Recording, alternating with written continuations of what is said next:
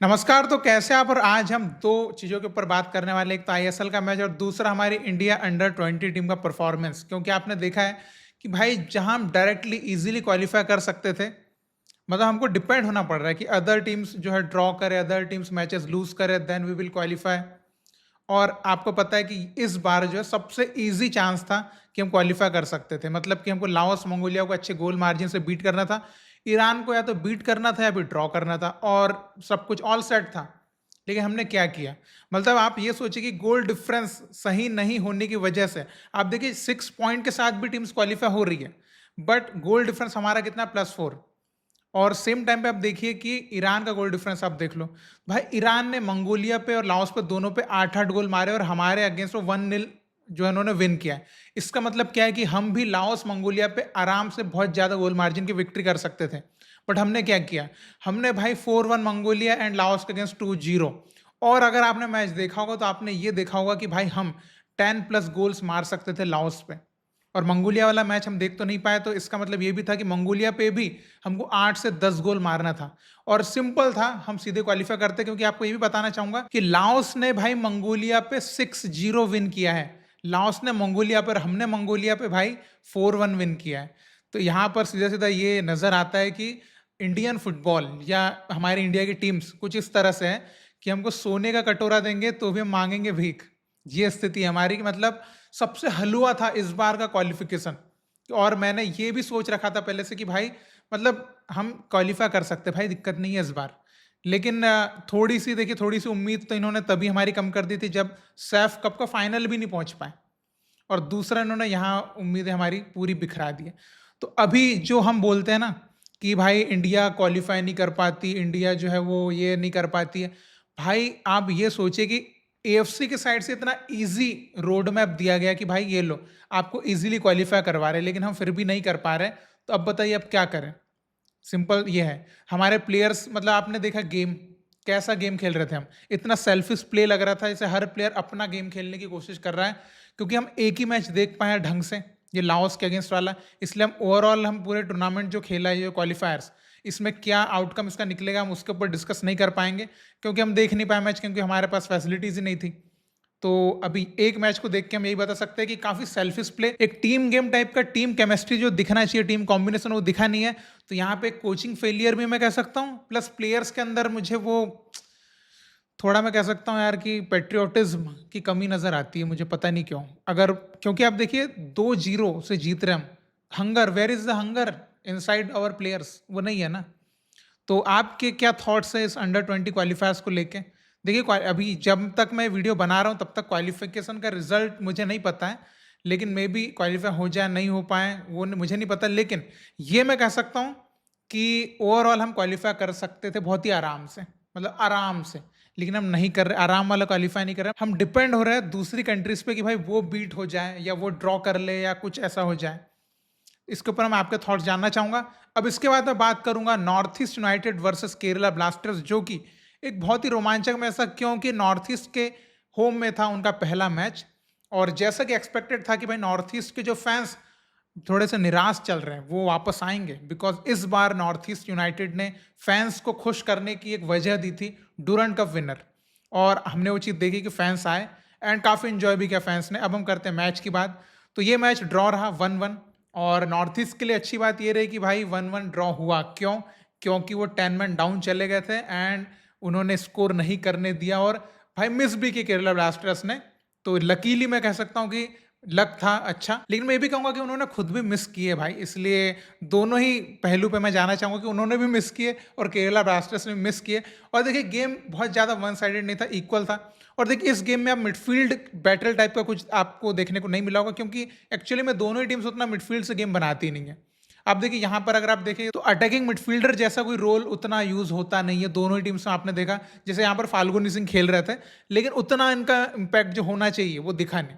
और same time पे इधर आप देख रहे थे कोएफ खेल रहे थे और विपिन मोहनन खेल रहे थे, तो ये भी उतना ज़्यादा मतलब कि मैं बोलूँगा कि एक प्ले मेकिंग करने वाला जो रोल बोलते हैं उतना नहीं करते। विपिन मोहनन की साइड से आप लॉन्ग बॉल डिलीवरीज या गेम होल्ड करना, इन चीज़ों को आप देखते हैं। तो मिडफील्ड बैटल जैसा नहीं, क्योंकि दोनों टीम्स की अप्रोच होती है डायरेक्ट अटैक करने की, वो चीज़ आपने देखी भी है। दोनों टीम्स के अटैक आपने देखे, जोरदार अटैक हुए थे। और ये कि जो गेम था ये थोड़ा सा पार्ट्स में डिवाइडेड था। अगर मैं इसको थोड़ा सा सिंप्लीफाई करूँ तो देखिए, सबसे पहले तो 30 मिनट तक केरला ब्लास्टर्स के बेहतरीन चांसेस बने।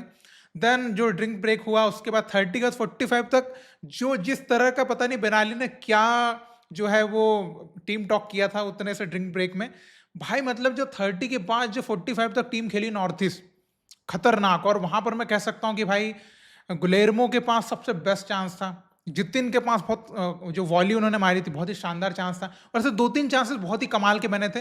वो फिनिश नहीं करना बाद में अखरा है नॉर्थ ईस्ट यूनाइटेड को, जो कि आपने देखा 1-1 मैच ड्रॉ रहा। देन आपने देखा कि 45 के बाद से फिर से अगेन 65 तक ऑलमोस्ट नॉर्थ ईस्ट ने काफी अच्छे अच्छे अटैक्स बनाए थे। देन 65 के बाद जो केरला ब्लास्टर्स ने अटैक क्रिएट करना चालू किया था, देन उनको एक जो गोल भी मिला था, तो वहां से आप देख सकते थे कि फिर केरला ब्लास्टर्स ने काफी अच्छी पकड़ बना ली थी। देन जो असीर को रेड कार्ड हुआ उसके बाद तो आपने देखा कि गेम पूरी तरह से पूरा अटैकिंग डोमिनेंस जो केरला ब्लास्टर्स का हो गया था। और मैं यहाँ पर ये भी कह सकता हूँ कि जो असीर को जो रेड कार्ड मिल गया था भाई, उसमें मैं कह सकता हूँ वो मुझे टू फुटेड चैलेंज नहीं लगा। तो वहां पर आपने देखा असिस्टेंट रेफरी भी आई थिंक वो कह रहे थे कि ये इस पर रेड कार्ड मत दो, ये येलो कार्ड वाला चैलेंज है। लेकिन अभी देखिए रेफरी का डिसीजन के आगे तो कोई कुछ बोल नहीं सकता है। बाकी वो एक फेयर होता अगर वहाँ पे असीर को येलो कार्ड दिया था, क्योंकि असीर जो है खुद थोड़े से शॉक थे कि भाई मैंने उतना हार्श चैलेंज तो नहीं किया है। अब उसमें हुआ क्या कि थोड़ी नवाज सदोई ने जंप भी कर लिया था, तो जंप के कारण जो टैकल है वो काफ़ी बहुत ही दूर से दिखा जाए तो बहुत ही खतरनाक दिख रहा था। तो मे भी अब मैं इसके ऊपर ज़्यादा नहीं कहना चाहूँगा। बाकी मेरा अगर एक ओपिनियन देखा जाए तो मैं भी उस पर येलो की एक कह सकता हूँ कि येलो मिल सकता था वहाँ पर। बाकी रेफरी ने जो दिया उन्होंने तो दे दिया है। तो वो 10 मैन डाउन होने के बाद क्या हो कि बेनाली के जो प्लान्स थे कुछ और, कि उनके पास ऑप्शन थे कि कुछ डिफरेंट प्लेयर्स को वो सब्स्टिट्यूट कर सकते थे। बट हुआ ये कि भाई उन्होंने फिर थोड़ा सा डिफेंसिव खेलना पड़ा उनको, तो हमजा को लेके आए वो। देन डिफेंसिव, क्योंकि अगर वो जो अटैकिंग उनके ऑप्शंस थे उनको उतार ही नहीं पाए। तो जो होता है ना कि एक लास्ट मोमेंट्स में आपको आपका जो अटैक है उसको बहुत ही डेंजर बनाना होता है, वो बेनाली इस मैच में कर नहीं पाया। तो केरला ब्लास्टर्स को थोड़ा सा उसका एडवांटेज भी मिल गया। और देखिए मैं इस गेम में एक चीज कहना चाहूंगा कि अटैक में वन मैन शो चला है दोनों साइड से। देखिए अलादीन अजराय का जो आपने देखा इस गेम में, मतलब जो परफॉर्मेंस, मतलब उन्होंने अलग ही लेवल का परफॉर्मेंस किया इस मैच में। और सेम टाइम पे अगर आप नोआ सदोई की बात करें केरला ब्लास्टर्स के लिए, तो उनका भी वन मैन शो चला है और दोनों ही गोल्स उनके साइड से आए हैं। और यहाँ पर सचिन सुरेश ने थोड़ा डिसअपॉइंट किया, वो जो उन्होंने जो बॉल जिस तरीके से ग्रिप नहीं कर पाए, कैच नहीं कर पाए। तो यहाँ इस टाइप की मिस्टेक्स अगर कीपर करेंगे तो, क्योंकि आप सोचिए कि भाई कीपर सामने टीम आपकी इतनी मेहनत कर रही है, पीछे आप जो इतना इजी जो आप छोड़ रहे हो, तो सोचिए मतलब पूरे टीम की मोटिवेशन लूज हो जाती है उससे। तो दोनों ही टीम जो है विंग से जो अटैक क्रिएट कर रही थी, तो वहीं से अटैक आ रहे थे। इसकी वजह से क्या हो रहा था कि डायरेक्ट अटैक बन पा रहे थे, कि आपको बस एक बॉल आगे डालना है और आपका अटैक बनेगा। तो ये चीज जो है थोड़ी सी कि दोनों ही टीम्स को यहाँ पर थोड़ा वर्क करना पड़ेगा, थोड़ा मिडफील्ड से भी गेम बने। बिकॉज कई बार ऐसा होगा कि ऐसे में आपके अटैक उतने अच्छे बन नहीं पाएंगे, क्योंकि आप फिर काउंटर पे ही आपके जो है गेम प्ले सीमित हो जाएगा। इसलिए मुझे लगता है कि आपका मिडफील्ड से गेम प्ले बनना थोड़ा जरूरी है। और इसका थोड़ा सा एग्जाम्पल जो है बेंगलुरु एफसी के गेम में देख सकते हैं। वहां पर जिस तरीके से नोग्योरा आगे पूरी प्ले मेकिंग करते हैं, तो ये जरूरत है थोड़ी सी यहाँ पर कि नॉर्थ ईस्ट में भी किसी एक प्लेयर को वो प्ले मेकिंग करना पड़ेगा। एंड केबीएफसी में भी सेम चीज, अभी जैसे एड्रियन लूना अगर वहाँ पे खेलने लगे रेगुलरली, तो मे भी वो एक प्ले मेकिंग कर सकते हैं, मे भी उनके साइड से हमको चीज देखने को मिलेगी।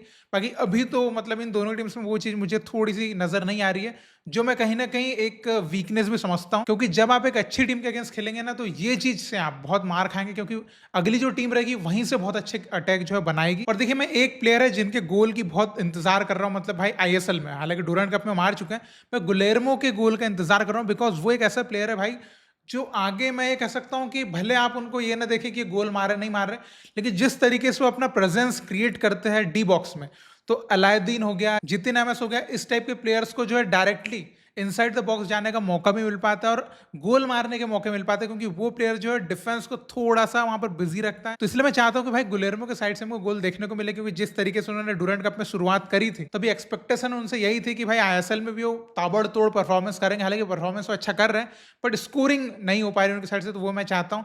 और मैं एक और बात ये कहना चाहता हूँ भाई, देखो वही जो मैंने कल भी एक बात बोली थी, इसके पहले भी एक बात बोली थी कि इंडियन प्लेयर्स की साइड से जो स्कोरिंग का हमको मामला, जैसे आपने देखा मोहम्मद आयमन आए थे, भाई कितने अच्छे चांसेस मिले मोहम्मद आयमन को, लेकिन वो गोल नहीं करे उन्होंने। तो वही एक चीज़ है कि हमारे प्लेयर्स, जैसे कि मैंने आपको बताया बोरिस के अंदर वो बात मैंने बोली थी कि बोरिस भी यही चीज़ करते, कितने एफर्ट डालते, मतलब फाइनेस्ट अगर आप बोलेंगे परफॉर्मेंस देखा जाए हर मैच में एफसी गोवा के लिए एकदम पीक परफॉर्मेंस देता है, लेकिन स्कोरिंग नहीं आती। सेम मैं मोहम्मद आयमन की भी बात करना चाहूँगा कि भाई परफॉर्मेंस बहुत अच्छा है लेकिन स्कोरिंग नहीं आती, मतलब स्कोरिंग के मौके भी मिलते हैं लेकिन स्कोरिंग नहीं आती। तो इसके ऊपर थोड़ा काम करना चाहिए हमारे इन यंग प्लेयर्स को, बिकॉज भाई इनके सामने बहुत आगे लंबा करियर है और इंडिया टीम में आने का बहुत अच्छा चांस है अगर ये स्कोर करते हैं, क्योंकि एफर्ट दिख रहा है, चांस बहुत अच्छे बनाते हैं, स्कोरिंग के कारण जो है वहां पर दूसरे प्लेयर्स उनको जो है पिक कर लिया जाता है उनकी जगह पे। हालांकि मैं यही कह सकता हूँ कि नॉर्थ ईस्ट के लिए अच्छा रहा कि 1-1 ड्रॉप इन्होंने गेम को होल्ड कर लिया, बिकॉज जिस तरीके से 10 मैन डाउन हुए थे तो केरला ब्लास्टर्स जो चढ़ी थी उनके ऊपर, भाई वहां पर मैंने तो सोच ही लिया था कि भाई अभी 2 गोल तो मिनिमम मार सकती केरला ब्लास्टर्स, क्योंकि बहुत सही अटैक बना रही थी वो। लेकिन लकीर है नॉर्थ ईस्ट की, भाई उन्होंने गोल कंसीड नहीं किया। तो मैं डिफेंडर की तारीफ करना चाहूंगा और मैं एक प्लेयर की तारीफ जरूर करना चाहूंगा, क्योंकि देखिए यहाँ पर जैसे नॉर्थ ईस्ट की डिफेंस की तो तारीफ करूंगा कि भाई हमेशा अपनी डिफेंस बहुत अच्छी करते हैं और असीर और जोबेगा का जो कॉम्बिनेशन है सॉलिड है। और मैं ये भी कहना चाहूंगा कि जो गोल नॉर्थ ईस्ट ने खाया, भाई जिस तरीके से नोआ सदोई पूरा सिंगली सोलो रन मार के चले गए ना, यहाँ पर सवाल खड़े होते हैं भाई पूरी टीम के डिफेंस पे कि इतना फ्रीली कैसे जाने दिया आपने, इतना फ्री जाने दिया भाई। मतलब वो तो नोआ सदोई जैसे प्लेयर को आप इतना फ्री छोड़ोगे तो गोल मारेगा ही। अब मैं केरल ब्लास्टर्स के एक प्लेयर है जिनकी तारीफ करना चाहूंगा, प्रीतम कोटाल। आप देखिए प्रीतम कोटाल के साइड से आप अक्सर देखते हैं कि उतना बहुत ही वर्सेटाइल परफॉर्मेंस आपको देखने को नहीं मिलता है, लेकिन यहाँ पर आप देखिए मैं कह सकता हूँ कि जिस तरीके से उन्होंने डिफेंस में इस गेम में पीछे लीडरशिप रखी थी, नॉर्थ ईस्ट के काफी अटैक उन्होंने ब्रेक किए, मैं सही बोलूं तो प्रीतम कोटाल ने इस मैच में काफी अच्छा परफॉर्म किया है। तो आप इस मैच के बारे में क्या कहना चाहेंगे? वैसे तो मैं एक ही चीज कह सकता हूँ कि भाई 1-1 पॉइंट शेयर किए तो केरला ब्लास्टर्स को भी कोई घाटा नहीं, हालांकि यहाँ पर वो मैच को विन करके जा सकते थे जो सिचुएशंस थी कि जिस टाइप से खेला उन्होंने। और मैं ये भी कह सकता हूँ कि नॉर्थ ईस्ट इस मैच को फर्स्ट हाफ में ही अपने अंडर ले सकती थी अगर उन्होंने फिनिश कर दिए रहते, क्योंकि अगर आप खुद सोचिए अगर नॉर्थ ईस्ट फर्स्ट हाफ में ही वहां पर गुलेरमो वगैरह भी स्कोर कर जाते तो थोड़ी नॉर्थ ईस्ट और कॉन्फिडेंस में आ जाती और केरला ब्लास्टर्स थोड़ी सी अंडर प्रेशर आ सकती थी सेकंड हाफ में, लेकिन वो स्कोरिंग नहीं होने के कारण थोड़ा केरला ब्लास्टर्स भी जो है वहां पर कॉन्फिडेंट रही एंड उनको भी स्कोर मिला। तो आप इस मैच के बारे में क्या कहना चाहेंगे? मुझे नहीं लगता कि कोई भी टीम ज़्यादा डिसअपॉइंटमेंट में भी होगी, बिकॉज हारने से बेहतर है कि एक एक पॉइंट शेयर तो करे कम से कम। तो आप क्या कहना चाहेंगे इसके ऊपर? जो भी आप कहना चाहें जरूर कमेंट में लिख के बताइएगा और दोनों के बारे में बताइएगा। मैंने इंडिया अंडर 20 टीम के बारे में भी आपकी राय पूछी है, आपके जो ओपिनियन है वो पूछे, वो भी आप जरूर लिखेगा। और आईएसएल के इस मैच के बारे में आप क्या कहना चाहते हैं भी आप बताइएगा। तो इसी तरह आप इंडियन फुटबॉल को सपोर्ट करते रहिए। बहुत बहुत शुक्रिया वीडियो देखने के लिए। जय हिंद, जय भारत।